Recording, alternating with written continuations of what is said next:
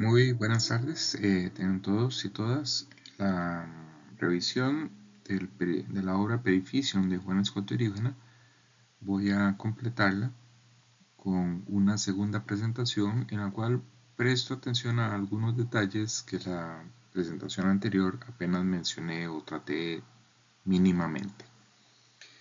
Recuerden que estamos estudiando la segunda unidad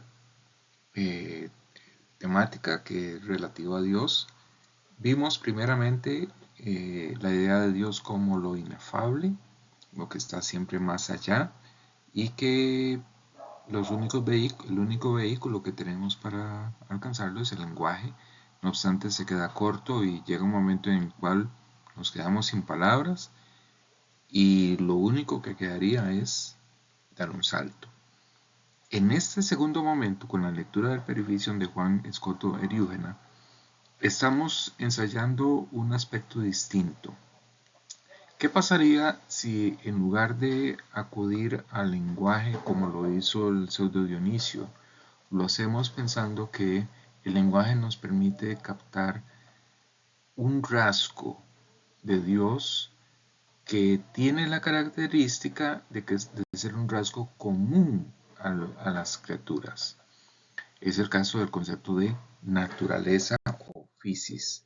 O, si ustedes quisieran, y eso les recuerda el concepto de sustancia aristotélica, perfectamente. Muy bien, a lo largo de la obra este concepto va a jugar un papel importantísimo. Primero que nada, nos dice al comienzo, es el que corresponde a los seres que son y que no son. Es un término genérico, es decir, que aplicaría para todo tipo de ente, y eso incluye a Dios, y tiene una particularidad. Hay una intuición en la idea de naturaleza que el mismo Juan Escoto Eriúgena señala. No se puede prescindir de ese vocablo para pensar. Entiéndase por ello que cuando pensamos las cosas, sea lo que sea, lo pensamos como que tienen ser, son algo. Recuerden esta idea que vamos a ver más adelante con la lectura de la inteligencia de Tomás de Aquino. La naturaleza se puede dividir en 4 especies: la que crea y no es creada, es decir, Dios; la que es creada y crea, las razones eternas que están en la mente de Dios; y la que es creada y no crea, es decir, todo el mundo creado; y la que ni crea ni es creada, Dios mismo. Tanto la primera como la última se identifican, no obstante, no son vistas de la misma manera. Recuerden este recurso conceptual o argumentativo de exitus o exitus, reditus, de lo que sale regresa. Muy bien, el regreso tiene una connotación distinta a la de la salida, por cuanto que no regresa como un acto creador, sino que regresa como algo que se resuelve, algo que es distinto o diferente y que se resuelve en la unidad originaria. Pueden señalarse juegos de opuestos entre la naturaleza que crea y no es creada y la que es creada y no crea, y también entre la que es creada y crea y la que ni es creada ni crea. Hay otro elemento aquí interesante que quiero que le prestemos atención. Dios no se muestra directamente, ya eso es un tema que habíamos visto con el pseudo Dionisio. Muy bien, resulta que el lenguaje vendría a ser esa estrategia por la cual no logramos tener siempre una aproximación a Dios, una noticia de Dios, pero no porque se muestre directamente, sino a través del lenguaje. El problema que tenemos con el lenguaje es que tiene unos límites muy precisos que siempre nos quedan debiendo a ese Dios que está detrás de los significados, ese Dios que siempre está más allá de lo que podemos decir de él. Esta noción de teofanía digamos que podríamos entenderla en un sentido teológico, que sería el que nos interesa, el que podría interesar, pero para efectos filosóficos lo que me interesa señalar es que el conocimiento de Dios no puede darse sin mediación alguna. En este caso, la mediación que utiliza o propone el Eriúgena es la del concepto de natura. Bien, hay otros momentos en los cuales hace referencia a la idea de trascendencia que justifica la noción de teofanía. Agustín de Hipona ya este tema lo había tratado en varios momentos, ahí tenemos una cita del De Trinitate. Es pues manifiesto que todos aquellos fenómenos contemplados por los patriarcas, cuando Dios se les aparecía en aquellos remotos tiempos, según la disposición de su economía, tenían lugar por mediación de la criatura. Probablemente este sea un elemento heredado de la filosofía platónica. El uno, el bien, el primer principio, no se tiene conocimiento de ellos directamente, fundamentalmente porque hay una diferencia ontológica que lo impide. Es decir, nuestras capacidades cognitivas están hechas para conocer aquello para lo que están hechas. Es decir, aquellos seres que efectivamente se pueden conocer con las capacidades cognitivas que tenemos. Cuando se trata de un ser o algo que rebasa la capacidad de esas los límites de esas capacidades cognitivas, pues tenemos problemas porque necesitamos una mediación. Las teofanías, todas, presentan la misma característica de ser un medio a la altura de la capacidad cognitiva humana para poder conocer. En la presentación van a ver ustedes algunas referencias a autores anteriores al Pseudo Dionisio.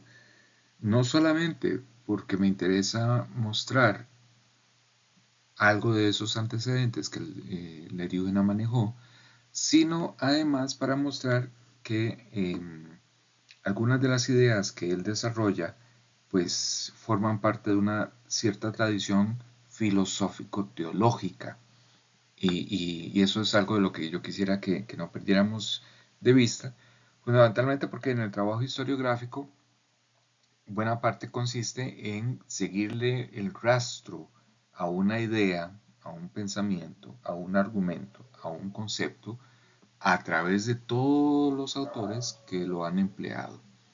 O sea, que pueda irse hacia atrás y llegar a una fuente originaria, o una posible fuente originaria, y a partir de ahí elaborar una construcción, un cierto tejido argumentativo de ese concepto, a través de los registros que se conservan.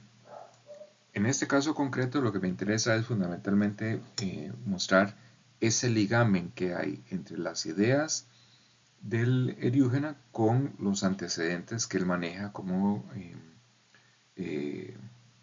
Agustín de Hipona, el Pseudo Dionisio, Gregorio Niceno y por supuesto que algunos otros de manera directa o indirecta.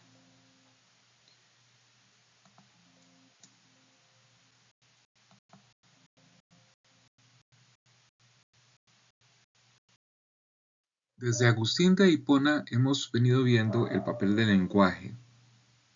Primero lo vimos como si con el lenguaje escuchado o leído somos capaces de conocer. Y vimos pues algunas de las tesis de Agustín a ese respecto. Ahora nos interesa ver que el lenguaje recoge las esencias de las cosas, en el sentido de que puedo afirmar o negar algo y eso es conocer el ser de esas cosas. Ahora bien, como les dije hace un rato, el lenguaje cumple con una función vehicular. Es la aproximación a las cosas, a Dios mismo.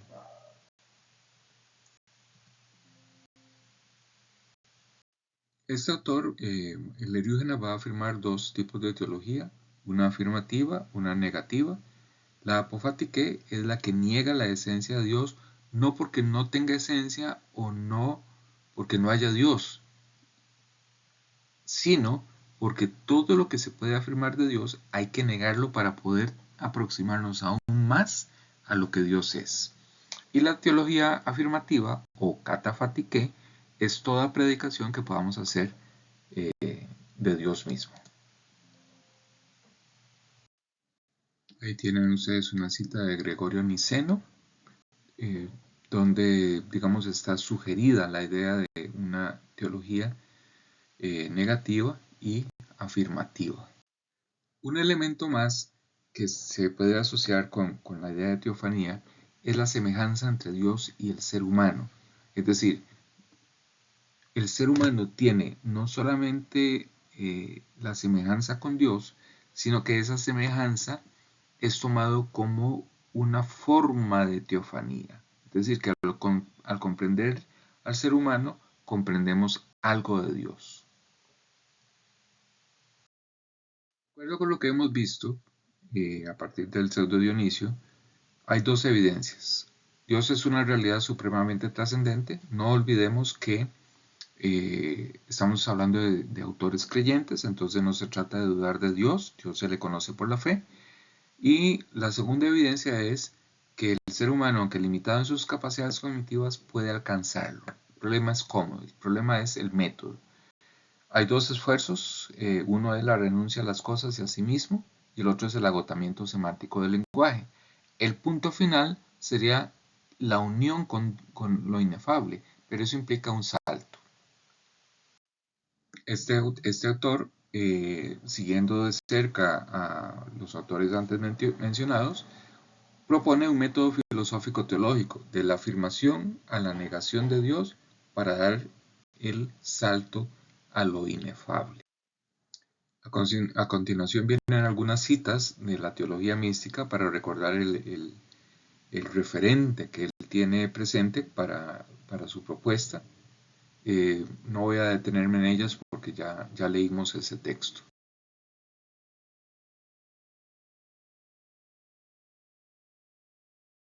Para cerrar esta presentación voy a detenerme en un autor del siglo XX, de hace unos 100 años, o que hace unos 100 años publicó su primera obra. Se trata de Ludwig Wittgenstein. Es un filósofo austriaco de origen judío que publicó en el año 1921 su primera obra, el Tractatus Lógico-Filosóficos, y de alguna manera va a ser una obra seminal, es decir, que en el sentido de que va a definir en alguna medida, o tal vez haya que decir en buena medida, cómo hacer filosofía. Podríamos entender esta obra como una manera de limpiar el lenguaje de una serie de lastres que se habían venido acumulando y que era necesario, digamos, eliminarlos o dejarlos de lado precisamente para poder avanzar en la especulación filosófica. Es una obra escrita durante la Primera Guerra Mundial y fue publicada inicialmente en alemán. Un año después se da la primera edición bilingüe por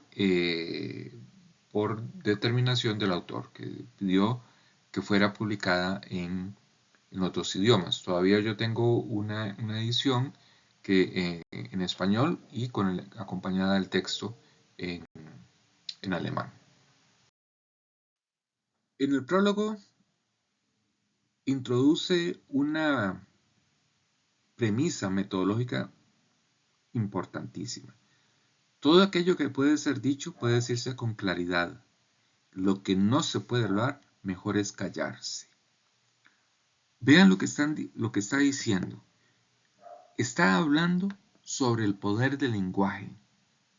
¿Cuánto estamos permitidos de afirmar con el lenguaje que tenemos sobre el mundo, y aquello de lo que no podemos hablar claramente, simplemente nos quedamos callados? Por lo menos es una premisa de precaución importante. Si efectivamente no podemos hablar de muchas cosas porque no podríamos tener ideas claras al respecto, bueno, eso es una discusión para otro momento. Pero por lo menos esta precaución metodológica es importante porque obliga a averiguar si el lenguaje con el que estamos trabajando efectivamente nos autoriza a hablar sobre eso que estamos estudiando. En el caso que nos interesa, si el lenguaje que tenemos para referirnos a Dios efectivamente nos permite hablar sobre Dios o no. Tengo la sospecha que autores como el Pseudo Dionisio y el Eriúgena, de alguna manera, nunca en los mismos términos, pero de alguna manera hubieran compartido, hubieran estado de acuerdo con Wittgenstein a este respecto. Es decir, para conocer a Dios, todo lo que podemos decir claramente, tarde o temprano nos va a obligar a callarnos, porque el conocimiento de Dios no se puede lograr con ese lenguaje. La obra está compuesta de 7 secciones. Cada sección reúne una serie de aforismos muy sencillos. En las secciones 1 y 2 se trata el tema del mundo y la naturaleza de los hechos. Las secciones que van de la 3 a la 6 sobre la imagen del mundo. Y la proposición 7, que es única, hace referencia al aspecto inefable del contenido del Tractatus. En la sección 6, él va a entregar una serie de aforismos relativos al mundo y relativo a lo místico que parece, bueno, que yo quisiera aprovechar precisamente para el tema que estamos trabajando, que venimos trabajando desde hace unas 2 semanas. Si el mundo tiene un sentido, ese sentido está fuera del mundo, no es parte del mundo. ¿Ok? Por lo tanto, en el mundo no podemos reconocer, no podemos encontrar valor alguno, solo encontramos hechos. El único cambio que puede operar la voluntad es relativo a los límites del mundo, nunca a los hechos mismos. Es decir, los hechos que acaecen en el mundo no están sujetos a la voluntad humana. ¿Cómo sea el mundo? Es completamente diferente para lo que está más alto. Dios no se revela en el mundo. Vean cómo él insiste en una distinción ontológica entre el mundo y aquello otro que no sería parte del mundo y que el lenguaje nos permitiría conocer lo que hay en el mundo, pero no lo que está más allá del mundo o lo que está afuera del mundo. No es lo místico como sea el mundo, sino que el mundo sea.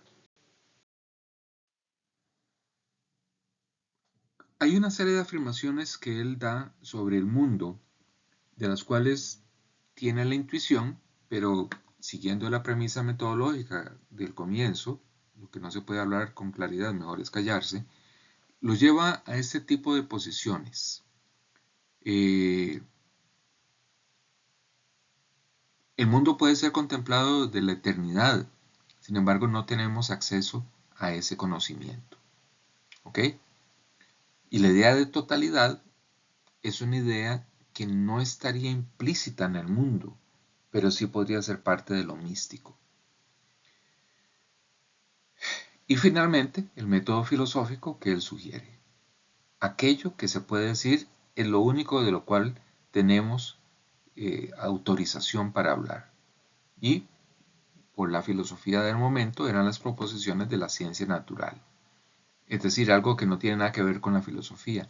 Y siempre que alguien quisiera decir algo de carácter metafísico, hay que demostrarle que no ha dado significado a ciertos signos en sus proposiciones.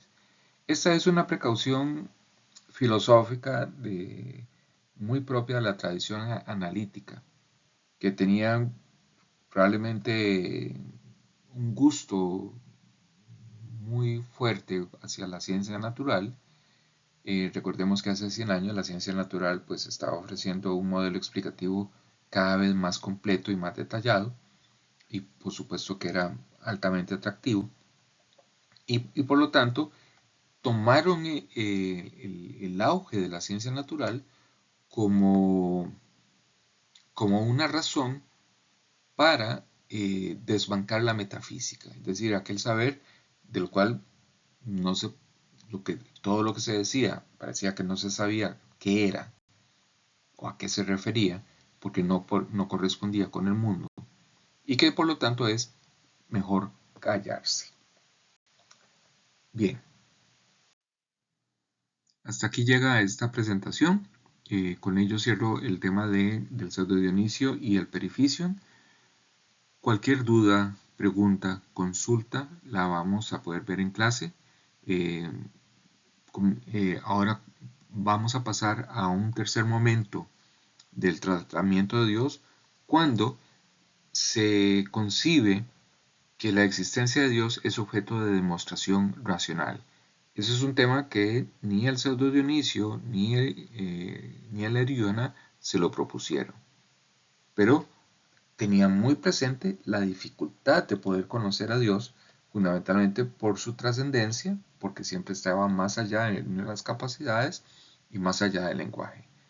Vamos a ver con Tomás de Aquino y con Anselmo de Canterbury, vamos a ver la preocupación si Dios efectivamente puede ser objeto de demostración racional o no. Muchísimas gracias.